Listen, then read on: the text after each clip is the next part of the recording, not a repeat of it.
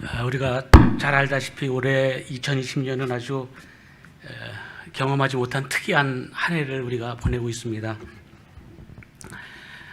여러 가지 우리가 어려움을 겪으면서 많은 사람들이 그렇게 얘기한다고 합니다. 우리가 교회에 나가는 것이 얼마나 중요한지 이제 더욱 새삼스럽게 깨닫게 됐다. 이제는 교회에 나가는 것이 그냥 타성적으로 나갔는데 저는 오늘 또 이렇게 나와서 보니까 사람은 역시 직접 얼굴을 대하고 만나야지 더 반갑구나. 그리고 오늘 또 이렇게 직접 찬양도 생으로 이렇게 들으면서 얼마나 우리가 교회에 나와서 교제하는 것이 중요한가 하는 것을 다시금 이렇게 깨닫게 되었습니다.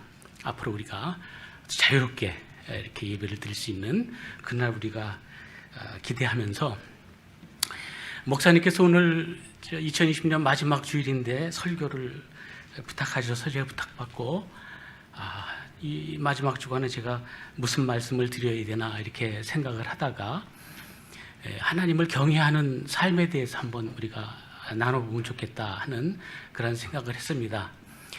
이 말씀은 하나님의 말씀이지만은 그러나 이 하나님의 말씀을 제가 깨달은 그러한 말씀입니다. 혹시 이 마지막 주간에 여러분들에게 너무 어려운 설교가 돼서 고통을 더해드릴까 하는 그러한 걱정도 있지만은 제가 이 깨달은 말씀 여러분과 같이 나누는 그러한 귀한 시간이 되기를 바라겠습니다. 오늘 우리가 살펴볼 전도서는 성경에서 이 지혜서라는 범주에 속하는 책입니다. 지혜는 사람이 세상에서 행복하고 성공적으로 살아가도록 교훈을 주는 책입니다. 우리가 살펴보는 전도서 외에 우리가 또 잘 아는 대표적인 지혜서로 잠언이 있습니다. 잠언도 사람이 세상에서 살아가는 지혜에 대해서 다루는 책입니다. 사람은 지혜가 있어야 성공적인 삶을 살 수가 있습니다. 그래서 사람들은 많은 지식을 쌓기 위해 학교를 다닙니다.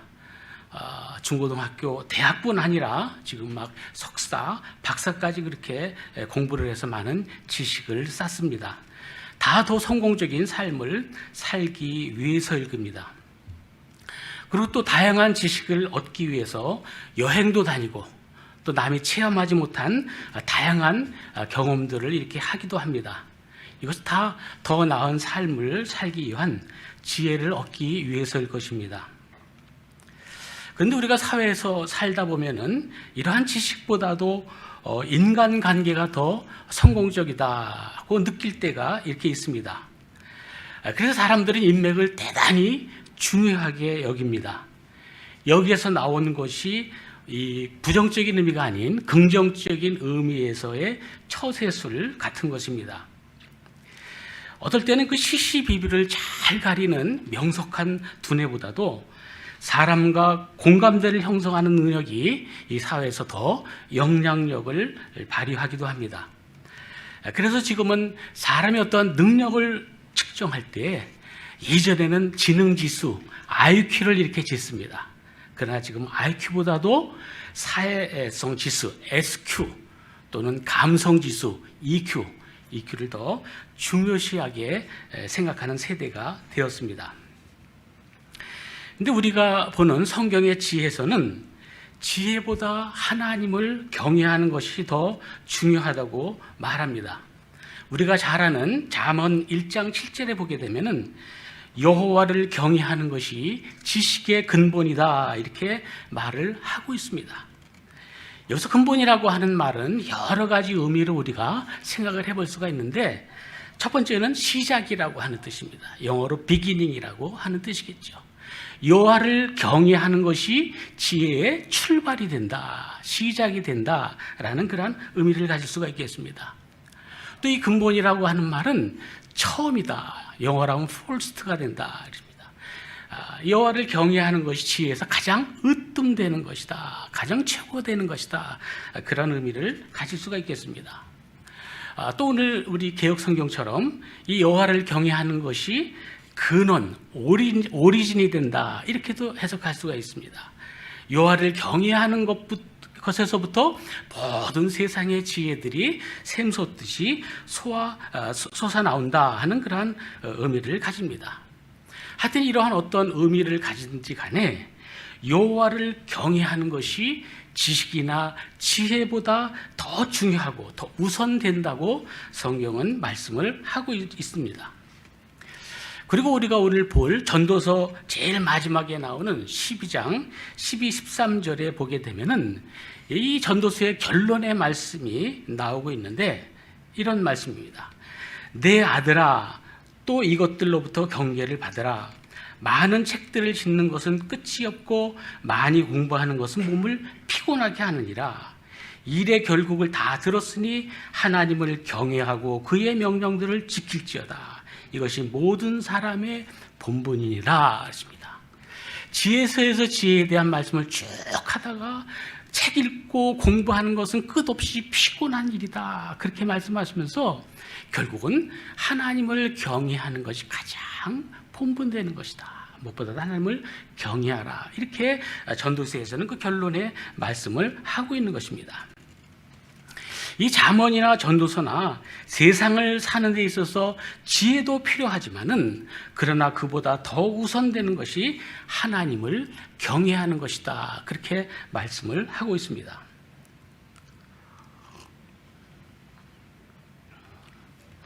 그러면 왜 성경은 지혜보다 하나님을 경외하는 것이 중요하다고 말을 하고 있을까요?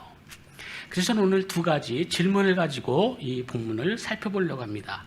첫 번째, 우리는 오늘 본문을 통해서 하나님을 경외하는 것이 무슨 의미인지 살펴보려고 합니다.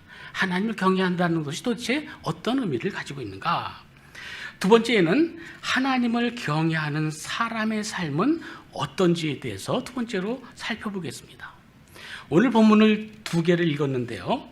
첫째 본문 3장 14절부터 15절에서는 하나님을 경외하는 의미에 대해서 살펴보겠습니다. 하나님을 경외하는 것이 무엇인가? 그리고 둘째 본문인 7장 11절부터 14절에는 하나님을 경외하는 삶의 태도는 어떤 것인가?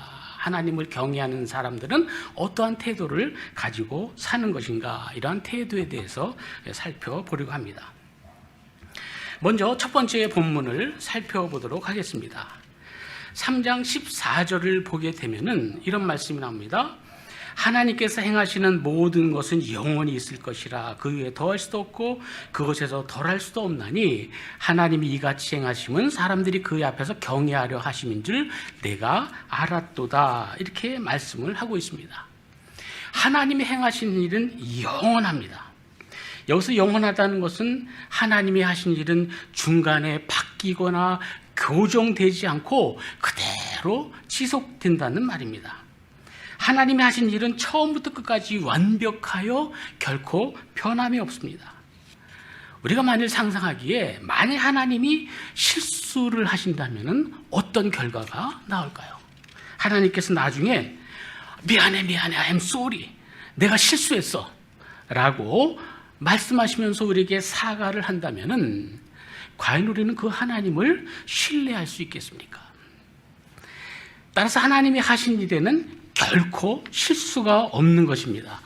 하나님이 하신 일은 나중에 더 더하든지 또 나중에 더 뺄 일이 없이 완벽하다는 것입니다. 그래서 사람들은 하나님이 하시는 이 완벽한 일을 보고 결국 하나님을 경외하게 된다는 것입니다.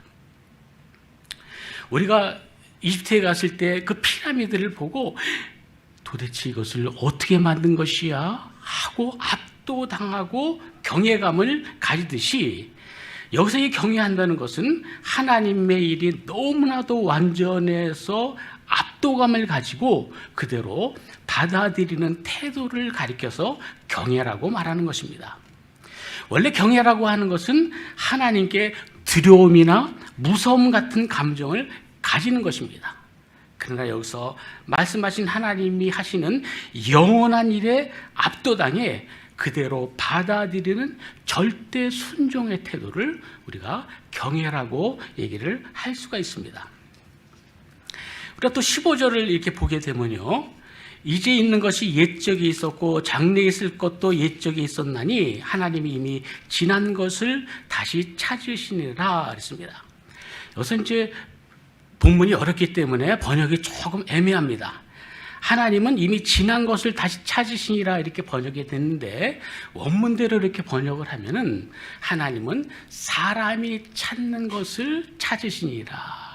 이 말은 사람이 아무리 탐구해도 알 수 없고 찾을 수 없는 것을 하나님만 찾으실 수 있다. 그렇게 말하는 것입니다. 사람에게는 영혼을 깨닫는 능력이 없습니다. 이 영혼에 속하는 하나님의 일을 순시간, 어떤 시간에 속하는 사람이 결코 알 수 없는 것입니다. 오직 하나님만 사람이 추구하는 그 영원한 일에 대해서 아신다고 하는 것입니다. 따라서 우리는 영원하신 하나님을 경외하며 그분이 영원히 하신 영원한 일을 그대로 수용할 뿐인 것입니다. 그런데 우리는 하나님을 오해할 때가 많습니다. 어떤 때는 우리가 하나님의 일을 아는 것처럼 말하고 행동합니다. 또 어떤 사람은 우리가 기도를 통해 하나님의 뜻을 알아내야 된다. 그리고 우리가 그 뜻대로 행해야 된다. 그렇게 말을 합니다.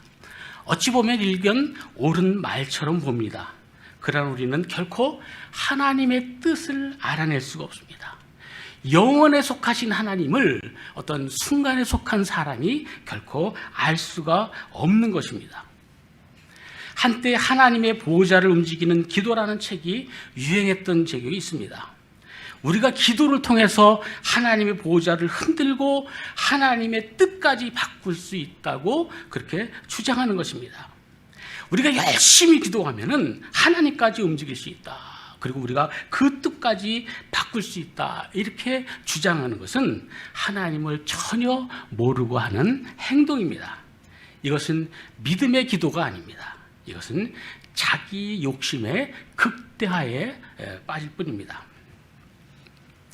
이 영혼에 속하는 하나님과 시간에 속하는 사람 사이에는 본질적으로 넘을 수 없는 엄청난 간격이 존재합니다. 그래서 사람이 하나님의 뜻을 받고 하나님을 조종할 수 있다고 생각하는 것은 매우 불경한 일입니다. 사실 하나님이 바라시는 뜻은 이미 성경에 잘 나타나 있습니다. 하나님께서는 하나님을 사랑하고 이웃을 사랑하며 살기를 원하십니다. 하나님 우리가 세상에서 싸우지 말고 평화를 지키며 살기를 원하십니다.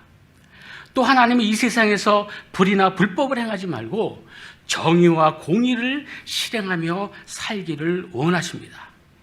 이것이 우리가 따라야 할 하나님의 뜻인 것입니다. 기도를 통해 하나님의 뜻을 알려고 하는 것은 성경이 비판하는 주술사나 점쟁이와 같은 그러한 행동인 것입니다. 하나님이 하시는 일은 영원하고 완벽하시기 때문에 우리가 결코 그것을 알 수도 없고 또 그것을 우리가 바꿀 수도 없는 것입니다. 우리는 하나님이 하신 일을 그대로 수용할 수밖에 없습니다. 이것이 바로 하나님에 대한 경외의 태도입니다. 바로 이러한 경외는 하나님에 대한 절대적인 순종으로 나타나는 것입니다. 하나님을 경외한다는 것은 우리가 하나님을 움직이는 것이 아니라 하나님의 하신 일을 맞습니다, 옳습니다 그대로 받아들이고 우리가 하나님 앞에 절대적인 순종의 태도를 나타내는 것이 하나님을 경외하는 것이라고 하는 것입니다.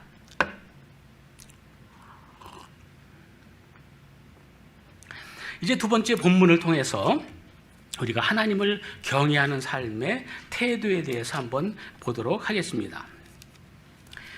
7장 11절을 말씀을 보게 되면은 지혜는 유산같이 아름답고 햇빛을 보는 자에게 유익이 되도다. 지혜의 그늘 아래 있으면 돈의 그늘 아래 있음과 같으나 지혜에 관한 지식이 더 유익함은 지혜가 그 지혜 있는 자를 살리기 때문입니다. 그랬습니다. 11절부터 14절은 두 부분으로 나뉘는데요. 지금 방금 읽었던 11절, 12절에서는 지혜는 유산, 재산이라고도 얘기할 수 있겠죠. 지혜는 재산과 같이 좋은 것이라는 일반적인 교훈의 말을 하고 있습니다. 지혜나 재산이나 다 사람을 지켜주기 때문입니다. 이에 대해서 우리가 다음 볼 13, 14절에서는 전도자가 하나님이 하신 일을 상기시키면서 그러나 이런 교훈이 언제나 옳은 것은 아니다. 언제나 재산이 우리를 지켜주는 것은 아니다. 언제나 지혜가 우리를 지켜주는 것은 아니다. 그러한 말씀을 자기의 견해를 피력하고 있습니다. 먼저 우리가 읽었던 11, 12절에서는 지혜나 재산이나 햇빛을 보는 자에게 좋은 것이다 라는 일반적인 교훈의 말을 하고 있습니다. 이 지혜가 중요하다는 것을 재산의 예를 들어서 설명하고 있는데 다 지혜나 재산이나 햇빛을 막아주는 그늘의 역할을 해주기 때문입니다. 이 그늘이라고 하는 것은 사람을 햇볕으로부터 막아줍니다. 이같이 재산이나 지혜나 사람에게 이러한 그늘막을 제공해 줍니다. 사람에게 어려운 일이 찾아왔을 때 그가 가진 재산이 그를 지켜줄 수가 있습니다. 재산과 마찬가지로 어떤 환난이 닥쳤을 때 지혜가 그 사람을 또 보호해 줄 수도 있습니다. 이 지혜를 재산과 동등한 것으로 비교하고 있지만은 12절 말씀에서는 그래도 지혜가 재산보다 더 낫다고 또 말을 하고 있습니다. 지혜가 재산보다 더 나은 이유는 지혜는 지혜를 가진 자를 살릴 수 있기 때문이다. 그렇게 얘기를 합니다. 사람이 망했을 때 재산은 다 날아가고 없어져 버립니다. 그러나 지혜나 지식은 없어지지 않습니다. 재산은 다 사라져도 지혜는 없어지지 않아서 그 사람을 다시 재기할 수 있게 그렇게 해줍니다. 그래서 엄격한 의미에서 지혜가 재산보다 더 낫다고 하는 것입니다. 지혜는 오늘날의 의미로 이해하면은 성공적인 삶을 이루기 위해 준비하는 모든 것을 총칭하는 말입니다. 사람들은 성공하기 위해 학력과 능력과 인맥 등 모든 것을 쌓습니다. 사람이 가질 수 있는 모든 능력을 총칭해서 지혜라고 우리가 이해할 수가 있습니다. 같이 지혜를 쌓는 것은 우리에게 매우 중요합니다. 사람들은 좋은 대학을 나오는 것이 성경의 보장이라고 생각해서 어릴 때부터 열심히 공부하고 또 공부를 시킵니다. 그 외에도 많은 자격증, 어학 능력, 실무 능력 등 많은 스펙들을 쌓습니다. 이것이 우리의 삶을 성공적으로 이끌고 보호해주는 그늘, 보호막이 되기 때문입니다. 이것이 사람들이 일반적으로 생각하는 지혜의 교훈인 것입니다. 이에 대해서 13, 14절을 한번 보겠습니다. 13, 14절을 보시면 하나님께서 행하신 일을 보라. 하나님께서 굽게 하신 것을 누가 능히 곱게 하겠느냐. 형통한 날에는 기뻐하고 공고한 날에는 보아라. 이 두 가지를 하나님이 병행하여서 사람이 그의 장래 일을 능히 헤아려 알지 못하게 하셨느니라 하십니다. 이 13, 14절에서 전도자는 우리의 현실은 하나님이 주신 것이다. 이 하나님의 주신 것이라는 것을 강조하고 있습니다. 전도자는 지식과 지혜를 쌓아서 재산을 모은 사람도 그 삶이 절대로 안전하지 않다고 말합니다. 전도자는 하나님이 하신 일을 볼 것을 얘기한 말입니다. 하나님이 하신 일을 직시하라는 것입니다. 그럼 하나님이 무슨 일을 하셨습니까? 하나님이 굽게 하신 것은 아무도 곱게 할 수 없다고 하는 것입니다. 하나님이 하신 일은 그 누구도 바꾸거나 교정할 수 없다는 것입니다. 이것은 하나님과 사람의 절대적인 차이를 나타내는 말입니다. 사람이란 존재는 그 영원하신 하나님이 주시는 현실을 있는 그대로 받아들일 수밖에 없는 존재입니다. 하나님이 하신 일을 사람들이 바꾸거나 교정할 수가 없다는 말입니다. 그냥 받아들일 수밖에 없는 것입니다. 이것이 인간의 한계라고 한다면 이뿐 아니라 사람은 또 미래를 아는데도 한계가 있다고 14절 하반절에서 얘기를 하고 있습니다. 사람은 자기에게 닥친 현실을 되돌릴 능력도 없고 앞으로 닥치게 될 미래를 예측할 능력도 없습니다. 그런데 사람에게는 좋은 날이 올 수도 있고 또 나쁜 날이 올 수도 있습니다. 그런데 전도자는 둘 다 하나님이 주신 날들이라고 말을 하고 있습니다. 구부러진 날을 우리가 펼 수도 없고 또 곧은 날을 우리가 다시 굽게 할 수도 없습니다. 따라서 전도자는 형통한 날에는 기뻐하고 곤고한 날에는 되돌아보아라, 곤고한 날에는 보아라, 그렇게 말하고 있습니다. 여기서 보아라라고 하는 것은 관망하라는 말입니다. 곤고한 날에는 관망하라. 왜냐하면 하나님이 이런 날이나 저런 날이라 병행하게, 이 병행하기란 말은 함께 만드셨기 때문이다. 하나님이 이런 날이나 저런 날이나 다 하나님이 만드신 것이기 때문이다. 그렇게 말을 하고 있습니다. 그렇다면 사람이라고 하는 것은 이런 한계 속에서 자기에게 주어진 현실을 받아들여서 현실의 삶을 누리는 것이 최상의 것이라고 우리는 말을 할 수가 있습니다. 하나님 우리에게 행복한 날들만 주시는 것이 아닙니다. 우리에게 불행한 날들도 닥치게 하십니다. 사람에게 아무리 많은 지혜나 돈이 있어도 우리에게 닥치는 날들을 예방하거나 또 되돌릴 수 있는 능력이 우리에게는 없습니다. 하나님이 구부리셨으면 사람이 펼 수 없고 또 하나님이 폈었으면 그걸 다시 구부릴 수 없습니다. 모든 것은 다 제때가 있고 모든 것은 하나님이 하신 일이기 때문입니다. 우리가 살다 보면은 우리 인생이 우리 마음대로 되지 않는다는 것을 누구나 다 인정할 것입니다. 따라서 하나님이 우리에게 행복한 날들을 주셨으면 그것을 하나님의 선물로 알고 우리가 누리는 것이 좋습니다. 우리는 하나님이 주신 선물을 거부할 이유나 능력이 없기 때문입니다. 반면에 하나님이 우리에게 불행한 날을 주셨으면 그 불행에 대해서 한탄하거나 괴로워하지 말고 조용히 관망하는 것이 좋습니다. 하나님이 다시 행복한 날들을 우리에게 주실 수 있기 때문입니다. 따라서 하나님은 좋은 날들만 아니라 불행한 날도 우리에게 주신다는 그러한 사실을 인식하는 것이 우리에게 중요합니다. 이러한 인식이 하나님이 주신 행복을 누릴 수 있는 적극적인 마음을 우리에게 주고 또 반면에 불행한 날도 하나님이 주신 것으로 인정하면서 견딜 수 있게 해주기 때문입니다. 우리가 미래를 알 수 없다는 불확실성이 오히려 다시 행복한 날이 올 수도 있다라고 하는 기대감을 가지게 하는 것입니다. 이제 말씀을 맺도록 하겠습니다. 우리는 하나님이 주신 현실을 되돌릴 능력도 없고 하나님이 주실 미래를 예측할 능력도 없는 존재입니다. 하나님이 하신 일은 완벽해서 우리가 놀라운 경외감 속에 받아들일 수밖에 없습니다. 그런데 이런 하나님이 우리에게 형통한 날만 아니라 공고한 날도 주시는 분입니다. 이런 현실 속에서 하나님을 경외한다는 것은 과연 우리가 어떠한 삶을 산다는 것일까요? 저는 하나님과의 동행이라고 하는 예를 들어서 하나님을 경외하는 삶의 태도를 한번 이해해 보려고 합니다. 어떤 사람은 자신의 지혜로 스스로 삶을 인도해 나가려 합니다. 이런 사람은 인생에 대한 자신만의 계획이 있습니다. 그는 자신의 목표를 정해두고 나옵니다. 그리고 하나님께 따라오십시오 하고 그렇게 말씀을 합니다. 그리고 내가 그곳에 갈 때까지 하나님께 나를 보호해 달라고 요구합니다. 이런 사람은 하나님과 동행하는 것이 아니라 하나님 앞서서 가는 사람입니다.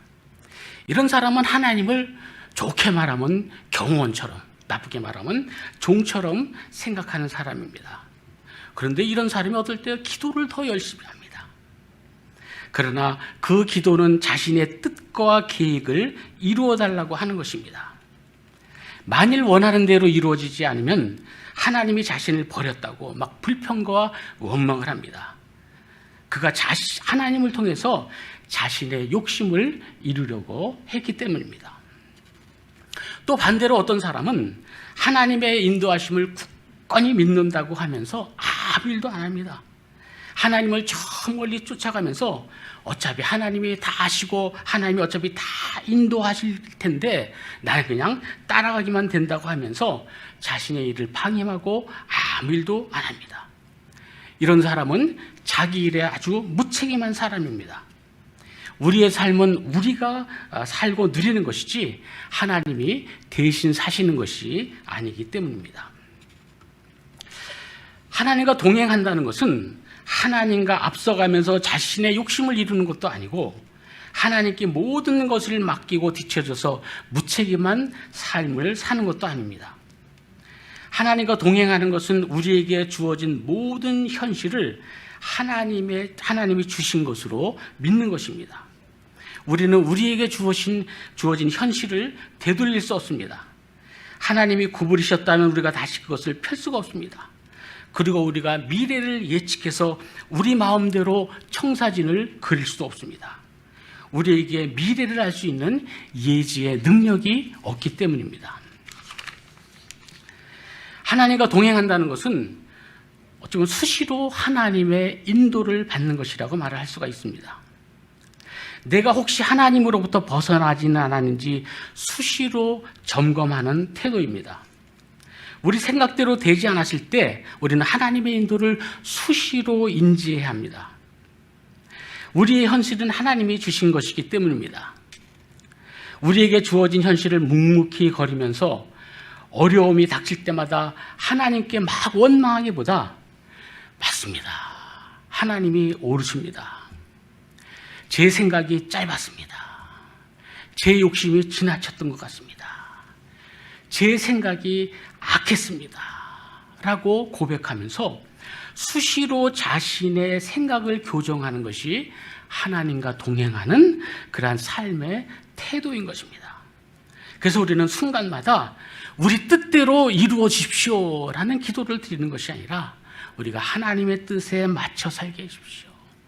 우리가 하나님의 뜻에 맞춰 살게 해주십시오 라고 기도하는 것이 올바른 그러한 경외의 태도라고 하는 것입니다. 어찌 보면 우리의 삶은 마치 등산과 같다고 말을 할 수가 있습니다. 우리 집 근처에 북한산이 있습니다. 그래서 산에 갔다가 산을 올라가려고 생각해보니 그 봉우리가 엄청납니다.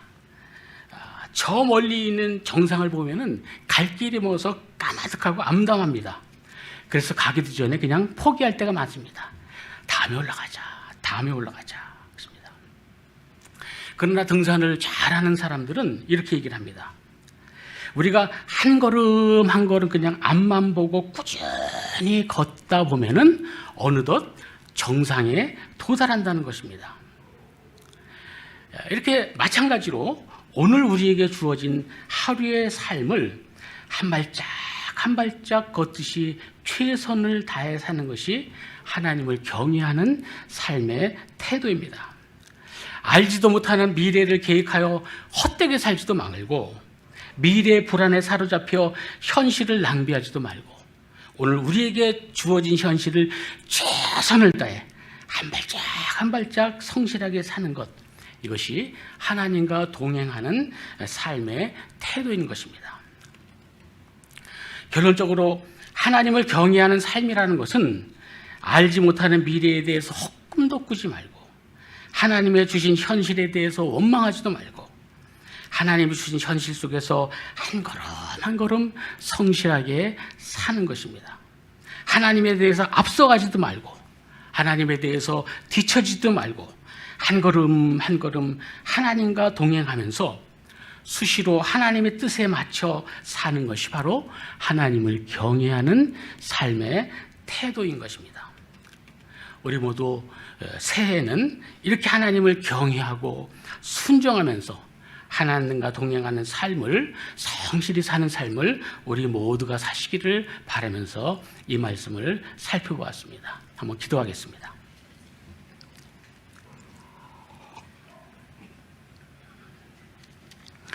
하나님 아버지, 2020년 한 해가 다 지나갔습니다. 부족한 점이 많습니다. 잘못했던 점도 많습니다. 하나님을 잘 섬긴다고 하면서 실수한 점들도 많이 있습니다. 우리가 이러한 것들을 깨닫고 하나님의 뜻에 맞춰 날마다 우리를 교정하며 살아갈 수 있도록 하여 주시옵소서.